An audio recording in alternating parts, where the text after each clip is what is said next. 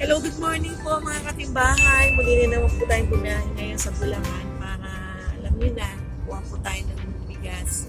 So, nandito po tayo ngayon sa may NLEX. Kasalukuyang bumabiyahe po. Sana po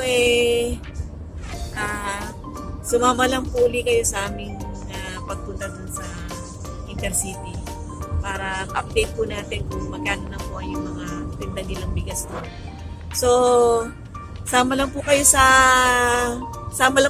amin para makita nyo rin po yung mga ibang rice mill na nandoon.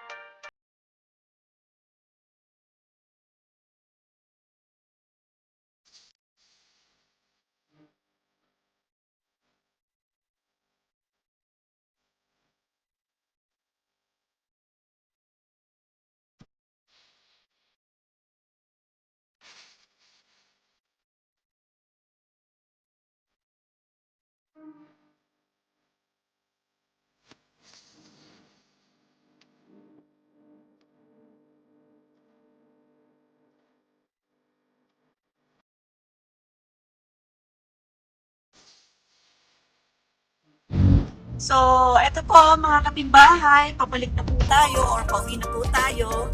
Tapos na po kami makapamili na aming mga panindang bigas. Medyo nagtagal lang po tayo dun sa may San Pedro Rice Mill dahil medyo marami po rice mill na doon. Kasi magaganda po talaga yung mga bigas doon. Aside po doon sa Ted and Irma na kinukuhanan po namin. Marami naman po talagang mga magagandang bigas doon na tinitinda yung mga bawat rice mill na nandoon. So, mag-try po kayo, silipin niyo po para makita niyo kung gaano magaganda yung mga bigas na tinitinda roon. So, sana naman po mag-ano po kayo, mag-like, share, comment, and paki-subscribe na rin po yung sa amin. Mag-subscribe na rin po kayo sa aming YouTube channel para patuloy pa rin namin kayo ma-update sa mga bigas na pwede natin makita doon. So, maraming salamat po. Hanggang sa muli po nating pagkikita at sana po huwag po kayo magsawa. So, maraming salamat po.